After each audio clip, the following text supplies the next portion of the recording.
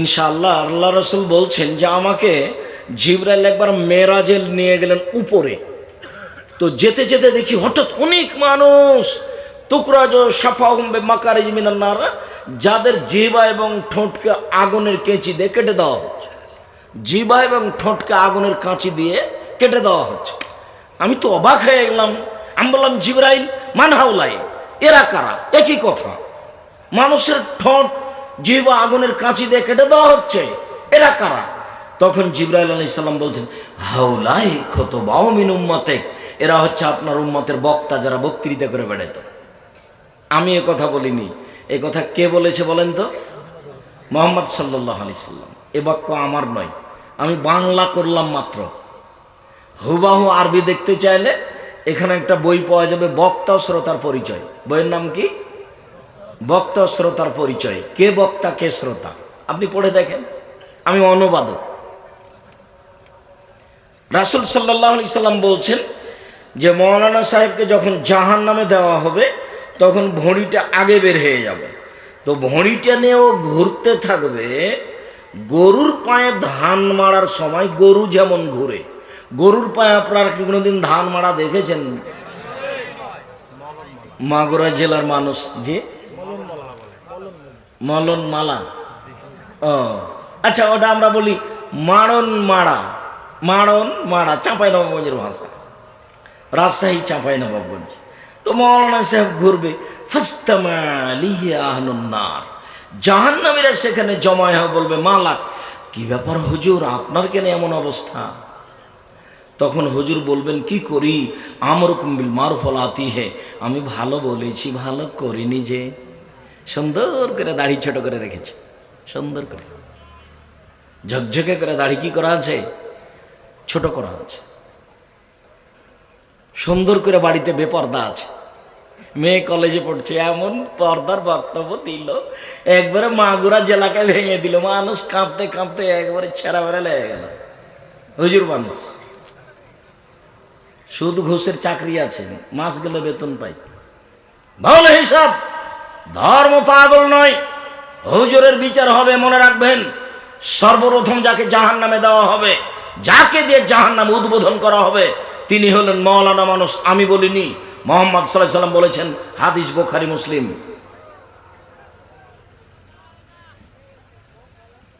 আমি এই কথা বলিনি যে সর্বপ্রথমে যাকে জাহান্নামে দেওয়া হবে তিনি মওলানা মানুষের কথা মুহাম্মদ সাল্লাল্লাহু আলাইহি সাল্লাম বলেছেন। আপনার ঠেকা বাঁধলে আমার সাথে কোনো কথা নেই, ঠেকা বাঁধলে মুহাম্মদ সাল্লাল্লাহু আলাইহি সাল্লামের সাথে আপনার কথা আছে। জাতিকে ফাঁকি দিয়ে ধর্মের নামে মিথ্যা কথা বলে জান্নাত কেনার হিসাব করবেন না, অসম্ভব হতে পারে না। গাজীর গ্রামে কোনোদিন ছেলে পাওয়া যায় না, কবরে মানত মেনে, কবরে কিছু মেনে, কবরের কাছে দিয়ে কোনোদিন সন্তান পাওয়া যায় না। কবরে যে আছে তার বাপও পারবে না, 14 গোষ্ঠী পারবে না। কবরে যে আছে তার কি হচ্ছে সেটাই হিসাব নাই, তাকে পিটিয়ে একাকার করে দিল মনে হয়, সেটারই হিসাব নাই। আর তুমি তার কাছে মানত মেনে ছাগল দিয়ে কিছু চাও, ভুল হিসাব। তোমার মানবতা নেই, তোমার হিসাব নেই, তুমি মানুষ নও। তুমি কি নিজে পশু প্রাণী ন করো? বুঝেও বোঝে না ওরা, অন্তর আছে বোঝে না, দেখেও দেখে না ওরা, চক্ষু আছে দেখে না, শোনেও শোনে না ওরা, কান আছে শোনে না। উলাইকা কাল আনাম, তারা পশু প্রাণীর মতো, তারা গরু ছাগলের মতো, তারা কুকুর শৃগালের মতো, বালহুম আজাল, বরং তার চেয়ে খারাপ। পশু প্রাণী মনে করেন নিজেকে? যিনি বাচ্চা দিতে পারেন তার কাছে ধন না ধরা লাগে না, কোনো পীর ধরা লাগে না, কোনো বড় মৌলানা ধরা লাগে না। যেই 40 তলা বিল্ডিং আছে সেও বলতে পারে, যে ডেনে পড়ে আছে সেও বলতে পারে, আল্লাহ তুমি আমাকে একটা সন্তান দাও। এ ভাষা সবাই বলতে পারে। আল্লাহর কাছে বলতে কোনো মাধ্যম লাগে না, ওয়াসিলা লাগে না, পীর লাগে না, কোনো ব্যক্তি লাগে না। এক গ্লাস পানি পান করলে 5টা বিধান লাগে, তার নাম ইসলাম ধর্ম। একজন মানুষের কথা দিয়ে ধর্ম চলে, যার নাম মুহাম্মদ সাল্লাল্লাহু আলাইহি সাল্লাম। পৃথিবীর কোনো মানুষ দিয়ে কথা চলে না। এক গ্লাস পানি পান করলে 5টা বিধান লাগে। ডান হাতে ধরতে হয়, 3 শ্বাসে পান করতে হয়, বিসমিল্লাহ বলতে হয়, বসে পান করতে হয়, পান শেষে আলহামদুলিল্লাহ বলতে হয়। এক গ্লাস পানি পান আর একটা বাচ্চা চাইতে গাজির গান লাগে। একটা বাচ্চা চাইতে দরগায় মানত মানা লাগে। দরগা কি জিনিস? দরগা কি জিনিস? ওটা তো কবর। আব্দুল রাজ্জাক সাহেব মাজারকে কি বলেছে? মাজারের নিন্দা করেছে। তবে সে মাজার তো আল্লাহ রাসূল বলেননি, কবর বলেছে। এরা আবার সম্মান দিয়ে তার নাম কি দিয়েছে? মাজার শরীফ। মাজারের সাথে আবার কি লাগাচ্ছে? শরীফ। দুটাই কিন্তু আরবি শব্দ। আর শাবে বারাত একটা আরবি আর একটা ফার্সি। শাবে বারাত একটা আরবি আর একটা ফার্সি, দুটা যোগ হয়ে গেছে। ধর্ম পাগল হয়ে গেছে। যশোরে আরো বেশি হয়েছে, মাগুরা জেলাতে আরো বেশি। আব্দুল রাজ্জাক সাহেব এভাবে বলিয়েন না, চাঁপাইনবাবগঞ্জ আছে। হ্যাঁ আছে, তবে এরকম কি না কে জানি, আমার খুব একটা জানা নেই। আমি যেভাবে ঘুরেছি তাতে।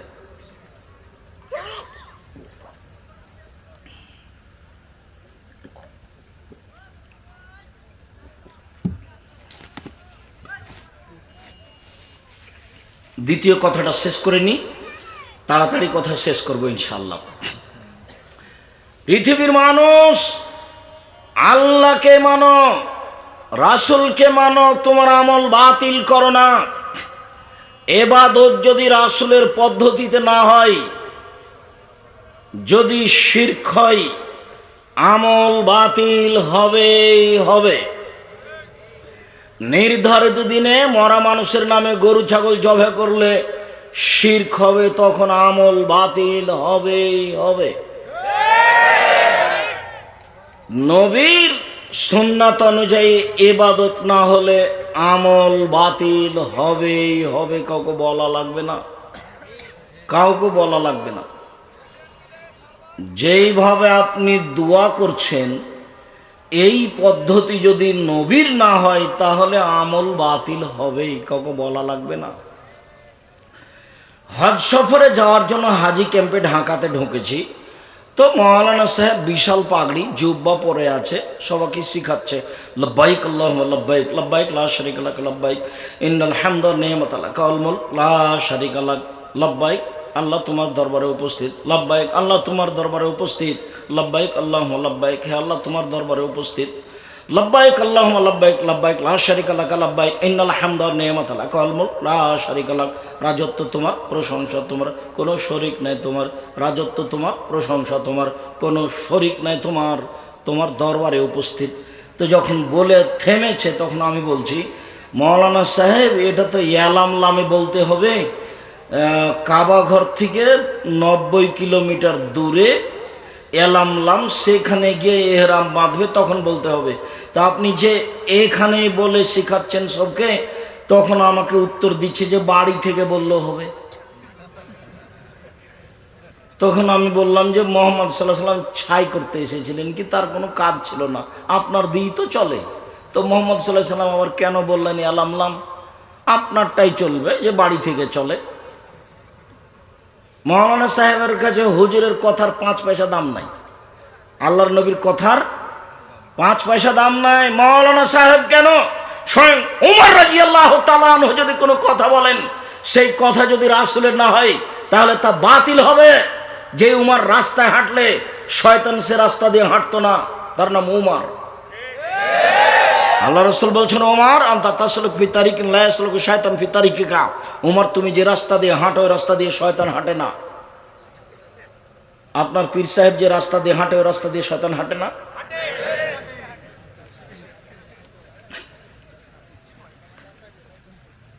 উমর রাদিয়াল্লাহু তাআলা আনহু যদি কোনো কথা বলেন, সেই কথা যদি রাসূলের না হয় তাহলে বাতিল হবে কথা। আমি আব্দুর রাজ্জাক সাহেব কিছুই না, কোনো ধর্তব্যে নেই, কোনো হিসাবে নেই। আপনি সম্মান করেছেন, অত সম্মানের পাত্র আমরা নই। সম্মানিত দিনী ভাই বোন, আমি দ্বিতীয় কথা আপাতত আপনার সামনে শেষ করলাম। কথাটা আমারও বললাম, যেমন কথার কথা আপনাকে স্পষ্ট করার জন্য বলছি, সেটা হলো এই যে আপনি দুরূদ পড়তে গিয়ে বললেন আল্লাহুম্মা সাল্লি আলা সাইয়্যিদিনা মাওলানা নাবিয়ানা মুহাম্মদ, এভাবে একটা দুরূদ পড়লেন। তো এখন এই দুরূদটা নবীর না হলে আপনার কি হবে? এইটা কথা আপনাকে আমি বললাম। জিকির তো হাদিসে এসেছে আফজালু যিকরি লা ইলাহা ইল্লাল্লাহ, সবচেয়ে উত্তম জিকির হচ্ছে লা ইলাহা ইল্লাল্লাহ। এ পর্যন্তই শেষ। ও আফজালুদ দুআয়ে আলহামদুলিল্লাহ, উত্তম দোয়া হচ্ছে আলহামদুলিল্লাহ। জিকির যে শুধু লা ইলাহা ইল্লাল্লাহ এ পর্যন্তই শেষ। আরো দুটো হাদিস আপনাকে আমি দেখাই। আল্লাহ রাসূল বললেন লাক্কিনু মাউতাকুম লা ইলাহা ইল্লাল্লাহ, মরে মরে জান যায় যায়, মরে মরে জান যায় যায়, এর পাশে শুধু বলবা লা ইলাহা ইল্লাল্লাহ। আবার বলছেন মান কানা আখিরু কালামিহি লা ইলাহা ইল্লাল্লাহ ফাদাখালাল জান্নাহ, কারো যদি শেষ মুখের বাক্যটা লা ইলাহা ইল্লাল্লাহ হয় তাহলে সে জান্নাতে চলে গেছে। আপনি সূরা ইয়াসিন পড়ে তার এক পয়সা উপকার করতে পারবেন না, তারই নাম বিদআত। সবাই মিলে চতুর্দিকে বসে কোরআন মাজিদ পড়ে তার কোনো উপকার করতে পারবেন না, ওটা আল্লাহর নবী বলেননি, আপনার হুজুর বলেছে। আমি আব্দুর রাজ্জাক বিন ইউসুফ 90 সাল থেকে মাঠে আছি। আমি ফতোয়া লিখি, শরীয়ত তদন্ত করে লিখি, আর 10 জন আমার মুফতি আছে। প্রতি মাসে বড় বড় মুফতিদের নিয়ে বসি। পত্রিকার নাম মাসিক আল ইতেশাম পত্রিকা। যাওয়ার সময়তে 20, 25, 30 টাকা দিয়ে একটা পত্রিকা সাথে নিয়ে যাবেন, আমার সাথে আমাদের সাথে যোগাযোগের জন্য। আপনার কিছু না কিছু উপকার করবই করব ইনশাআল্লাহ।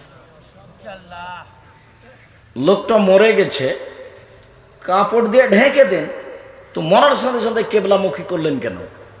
এটা চলবে না। লোকটা মারা গেছে, আপনি অজু দিয়ে গোসল দেন, তো নখ কাটলেন কেন?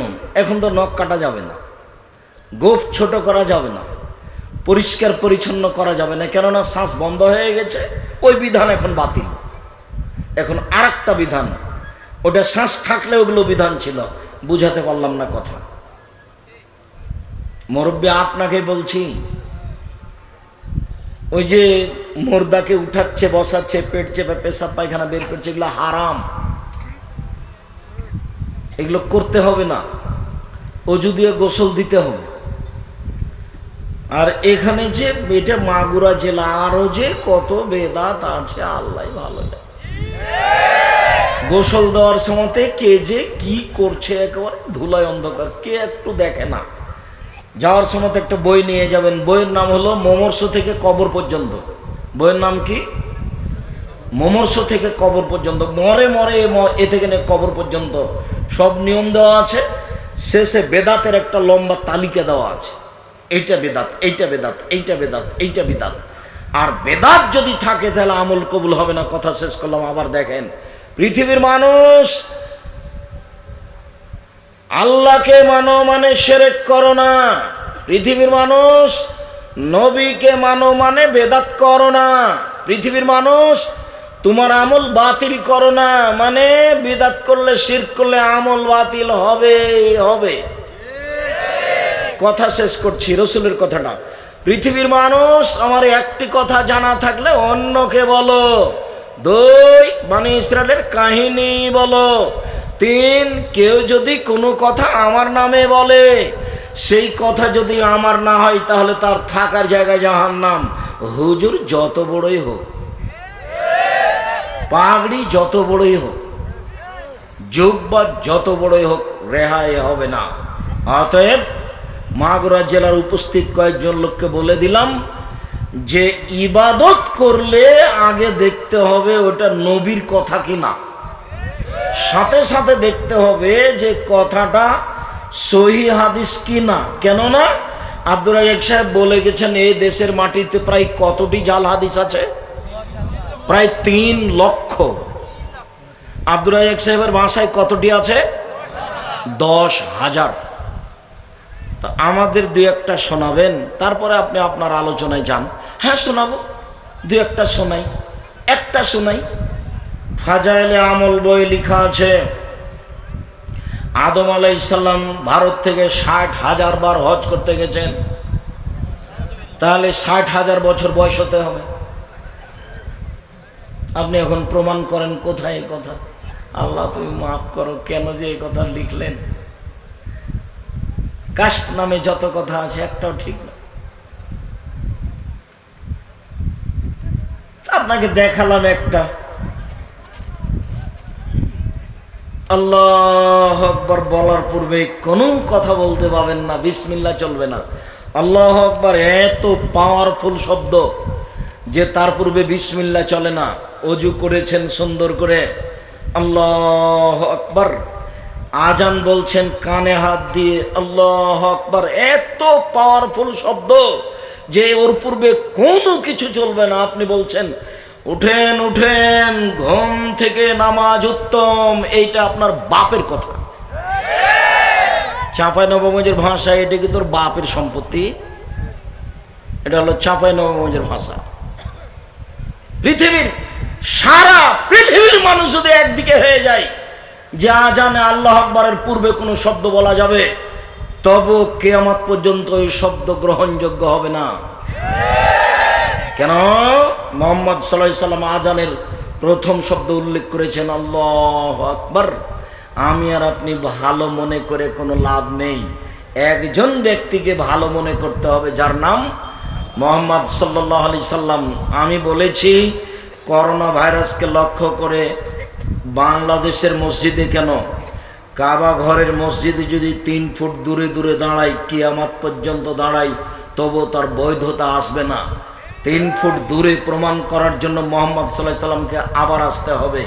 যেহেতু কিয়ামত পর্যন্ত মুহাম্মদ সাল্লাল্লাহু আলাইহি সাল্লাম আর কোনোদিন আসবেন না, কাজে 3 ফুট দূরে দূরে দাঁড়ানো জায়েজও হবে না। ওটা ইবাদত, ওটাকে নড়িয়ে দেওয়ার কোনো পথ নেই। একজন মানুষ দিয়ে ওটা চালু হয়েছে, তাকে দিয়েই বন্ধ করতে হবে। তার নাম মুহাম্মদ সাল্লাল্লাহু আলাইহি সাল্লাম। পৃথিবীর কোনো মানুষের অধিকার ক্ষমতা নেই সেখানে কিছু করার।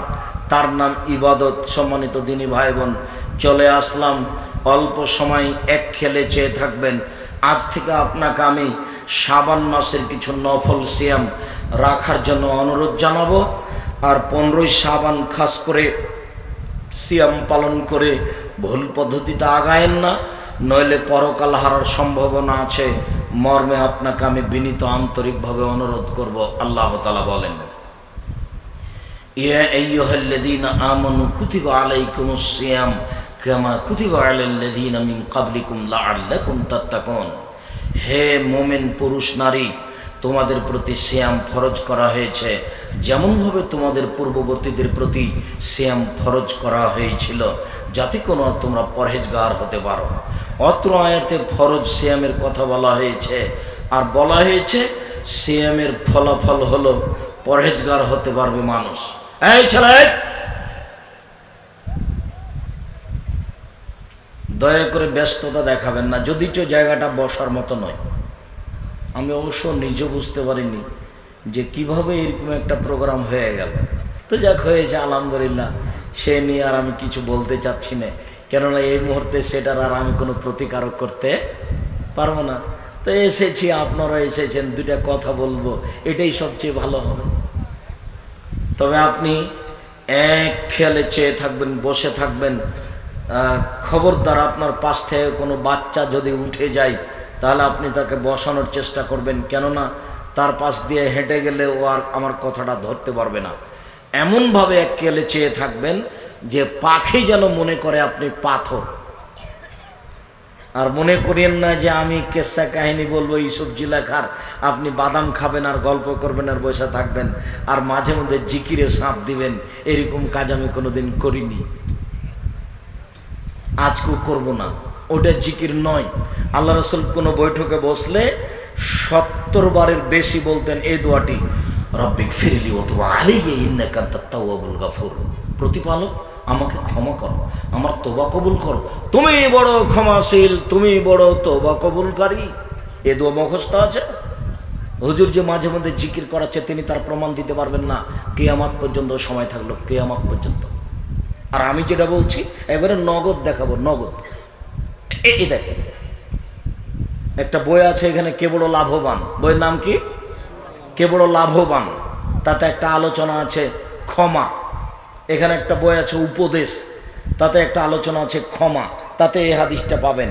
রাসূল সাল্লাল্লাহু আলাইহি সাল্লাম এরকম বসে থাকলে মাঝে মধ্যে বলতেন, রব্বিক ফিরলি ওয়া তুব আলাইয়া।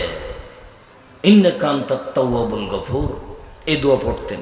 কই কোনোদিন তো হুজুর আপনাকে বললেন না। আমি বলছি, আমি আব্দুর রাজ্জাক বিন ইউসুফ। এরকম বৈঠকে বসে থাকলে মাঝে মধ্যে এই কথা বলবেন, রব্বিক ফিরলি ও তুব আলাইয়া, আমাকে ক্ষমা করো, আমার তওবা কবুল করো।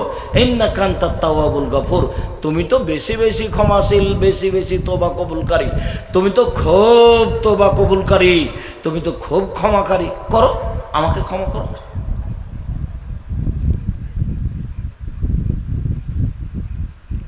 মহান আল্লাহ বলেন হাদিসে কুদসি, পৃথিবীর মানুষ, ইবনে আদম, আদমের ছেলে মেয়ে, শুনে রেখো, মা দাওয়াতানি ও রাজাওতানি, তুমি আমাকে যেভাবে ডাকো আমি সেভাবে থাকি, তুমি আমাকে যেভাবে ডাকো আমি সেভাবে থাকি, তুমি যেভাবে আশা পোষণ করো সেভাবে আমি পূর্ণ করে থাকি, তুমি যেভাবে আশা পোষণ করো সেভাবে আমি পূর্ণ করে থাকি।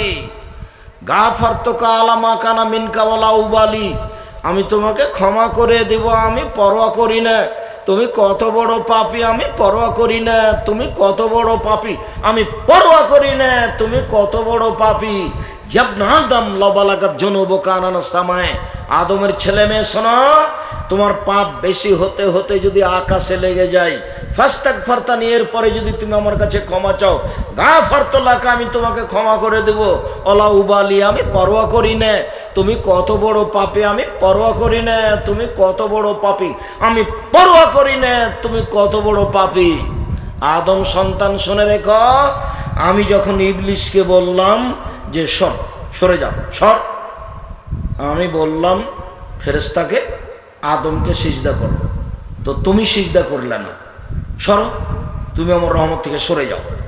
তখন ইবলিস বলছে, ইজ্জাতেকা ওয়া ইজ্জাতেকা ওয়া ইরতিফায়ে মাকানেকা জালালেকা, তোমার মর্যাদার কসম, তোমার সম্মানের কসম, লাউবিয়ান্না ইবনে আদম, আমি আদমের ছেলেকে ভুল পথে নিয়ে যাবই, কিভাবে ও জান্নাতে যায় তা আমি দেখে ছেড়ে দিব, আমি জাহান্নামে যাব আর ও জান্নাতে যাবে, এটা হতে পারে না, ওকে আমি জাহান্নামে নিয়েই ছাড়বো। তখন আল্লাহ বলছেন, এই শয়তান শুন, ইজ্জাতেকা ওয়া ইরতিফায়ে ইজ্জতি ওয়া ইরতিফায়ে মাকানি ওয়া জালালি, আমার সম্মানের কসম, আমার ইজ্জতের কসম, আমার মর্যাদার কসম, লাগ ফেরান না, যত বড় ক্ষমা চাইবে আদমের ছেলে মেয়ে ততবার আমি ক্ষমা করে দিব, যতবার আমার কাছে ক্ষমা চাইবে ততবার ক্ষমা করে দিব। দেখি তুই আগে না আমি আগে, তো আদমের ছেলে মেয়েকে বলতে হবে তো, হুজুরের পাল্লাতে পড়ে কি যে জিকির করলো, আল্লাহ ভালো জানে। আমি আপনার দিনী ভাই, আমি বলছি আপনার ভুল হয়েছে। যদি কোনো সময় এইরকম বৈঠকে বসে কিছু বলেন, তাহলে বলবেন রব্বিক ফিরলি ওয়া তুব আলাইয়া ইন্নাকা আনতাত তাওয়াবুল গফুর। ইবাদতের জগতে সবচেয়ে দামি ইবাদত হলো সিয়াম, যদিও ইবাদতের জগতে সবচেয়ে ভিন্ন ধরনের ইবাদত হলো সালাত। সব ইবাদত নির্ভর করে সালাতের ওপর। যদি সালাত কবুল হয় তাহলে রোজা কবুল হবে, যদি সালাত না থাকে তাহলে রোজা সিয়াম বাতিল, যদি সালাত কবুল হয় তাহলে হজ কবুল হবে, যদি সালাত না থাকে তাহলে হজ বাতিল, যদি সালাত কবুল হয় তাহলে সুবহানাল্লাহ আলহামদুলিল্লাহ জিকিরের নেকি পাবো, যদি সালাত না থাকে তাহলে সব বাতিল। সালাত এমন একটি ইবাদত যার উপরে নির্ভর করে সব ইবাদত। এরপরেও ইবাদতের জগতে সবচেয়ে দামি ইবাদত সিয়াম, রোজা। আমি কিন্তু শুরু থেকে শেষ পর্যন্ত সিয়াম বলবো, রোজা বলবো না। রোজা শব্দটি কোরআনেও নেই, হাদিসেও নেই। সিয়াম শব্দটি কোরআনেও আছে, হাদিসেও আছে। এখন মাগুরা জেলার এক মাওলানা লাভ দিয়ে উঠে, কে বলেছে রোজা চলবে না?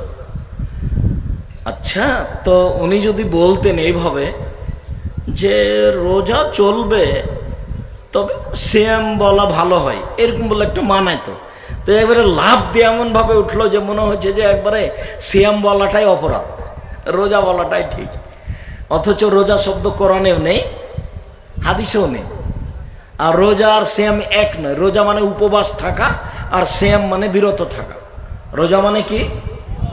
উপবাস থাকা, আর সিয়াম মানে বিরত থাকা। ফজরের আজান থেকে নিয়ে সূর্য ডুবা পর্যন্ত খাওয়া পান করা, স্ত্রী মিলন, যাবতীয় অপছন্দ কর্ম থেকে বিরত থাকার নাম সিয়াম।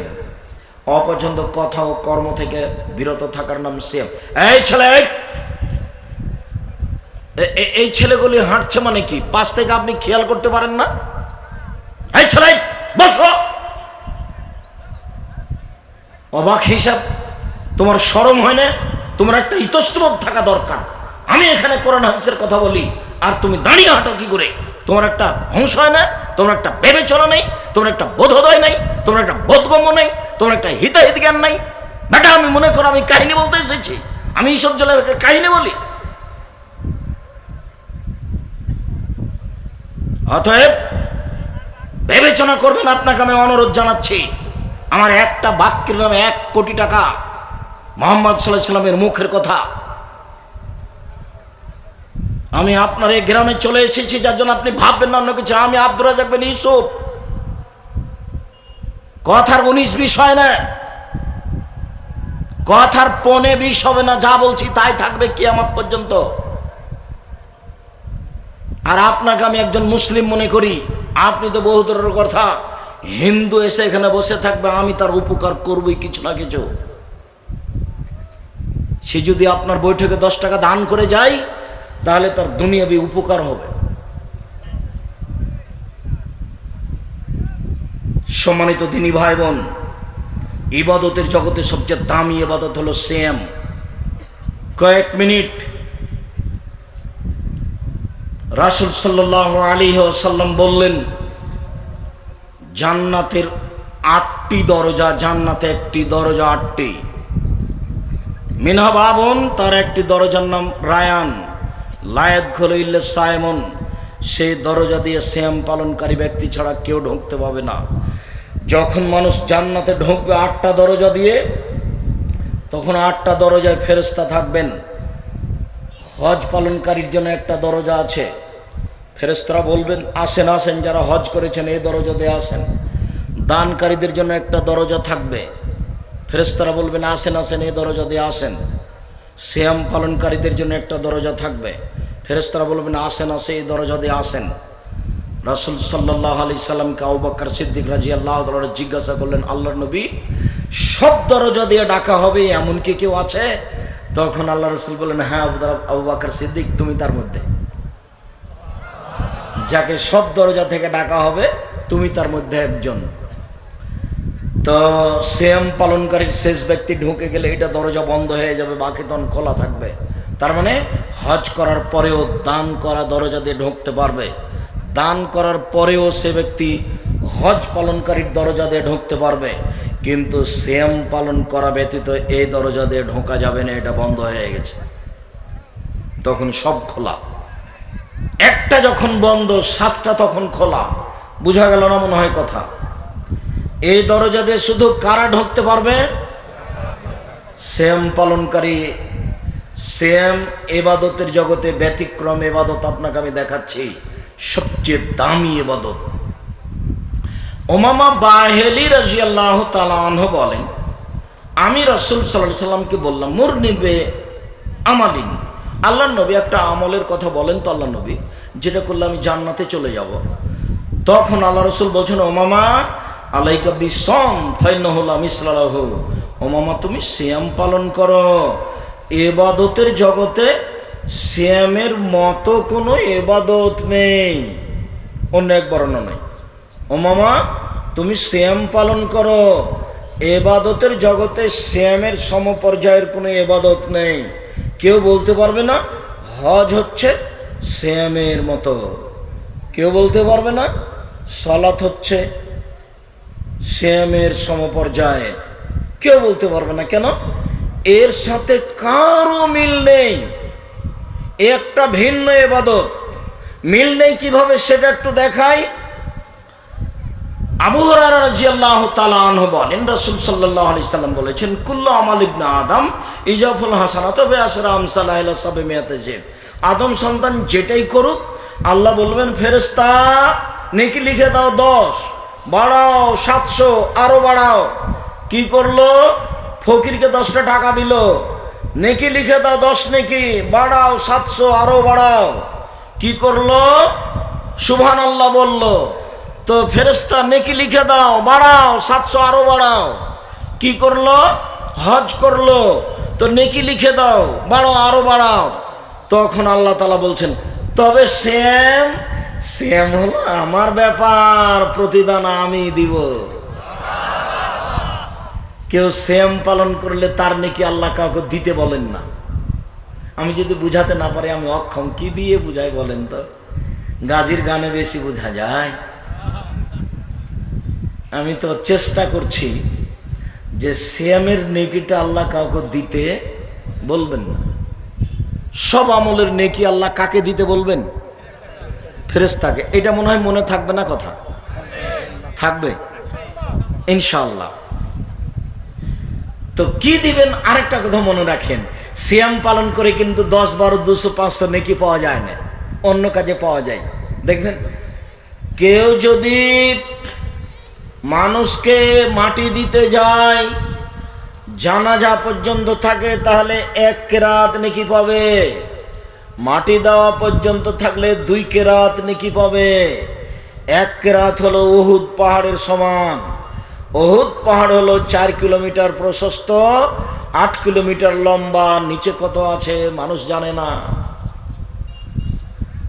তাহলে এত নেকি পাবে, তাহলে নেকির একটা পরিমাণ আছে। কিন্তু সেম রোজা থেকে কোনো নেকি 200-500 পাওয়া যায় না, ওর কোনো নেকি নাই। ওর প্রতিদান হলো আমি দিব। তো কি দিবেন? জান্নাত দিবেন। কথা ভালো করে বুঝাতে পারিনি। সিয়াম পালন করলে 2, 4, 5, 200, 500 এরকম নেকি হয় না। ওটার একটা বিনিময় আছে। বলেন তো সেটা কি? জান্নাত। আল্লাহ বলছেন এটা আমি দিব। তা আল্লাহ কি দিবেন? জান্নাত দিবেন। দেখেন অন্য হাদিসে আছে কুদসি, আল্লাহ বলছেন আদাতুল ইবাদিয়াস সলিহিনা, আমি আমার ভালো বান্দাদের জন্য এত উন্নত মানের থাকা খাওয়ার ব্যবস্থা জান্নাত করে দিয়েছি যে মা সামিয়াত জুনুন, কান কোনোদিন শুনিনি এত সুন্দর জায়গা থাকা খাওয়ার হতে পারে। আমার আতায়নুন, চোখ কোনোদিন দেখেনি এত সুন্দর জায়গা থাকা খাওয়ার হতে পারে। অমা খাতারাবে কালবে বাসার, মানুষের অন্তর কোনোদিন ভাবেনি থাকা খাওয়ার জায়গা এত উন্নত মানের হতে পারে। তার নাম জান্নাত। হাদিসে কুদসি, বুখারী, মুসলিম। আল্লাহ এইটা দিয়ে দিবেন। এই ছেলে, তোমার মোবাইলে তো ল্যাংটা মেয়ে নাচে, তুমি ল্যাংটা মেয়ে উলঙ্গ মেয়েকে দেখে চক্ষু ঠান্ডা করো, কলিজা ঠান্ডা করো, তারপরে তুমি জান্নাত কিনতে চাও। আমি তোমাকে দোকানে বসে আড্ডা পিটতে নিষেধ করেছি। প্রায় সব দোকানে ল্যাংটা মেয়ে নাচে, প্রায় সব দোকানে বাজনা বাজে, সব দোকানে বাজনা চলে, সব ঘরে বাজনা চলে, অথচ বাজনা গান চিরদিনের জন্য হারাম। তোমার মোবাইলে আজ থেকে পেশাব করে দাও, এই মোবাইল আর কোনোদিন ব্যবহার করো না। তোমার মোবাইল তোমাকে ধ্বংস করেছে, তোমার মাকে ধ্বংস করেছে, তোমার বাপকে ধ্বংস করেছে, তোমার বংশকে ধ্বংস করেছে, তোমার জাতিকে ধ্বংস করেছে। ও কত খারাপ সেটা তুমি জানো। তুমি তোবা করেছে কত শতদিন, যার মোবাইলে কোনোদিন এই ল্যাংটা বেটি ছেলেকে দেখবো না, জেনা দেখবো না। এরপরেও তুমি রাত 12টার সময় নিজেকে সামলাতে পারোনি, আবার তুমি চালু করেছো রাত 2টা 3টা পর্যন্ত তুমি এটাই করো। সেই তো তুমি যুবক, তুমি পশু প্রাণী হয়ে গেছো, তুমি গরু ছাগল হয়ে গেছো। বুঝেও বুঝে না ওরা, অন্তর আছে বুঝে না, দেখেও দেখে না ওরা, চক্ষু আছে দেখে না, শোনেও শোনে না ওরা, কান আছে শোনে না। উলাইকা কালানাম, তারা পশু প্রাণীর মতো, তারা গরু ছাগলের মতো, তারা কুকুর শ্রীগালের মতো। বালুহ মাজাল, বরং তার চেয়ে খারাপ।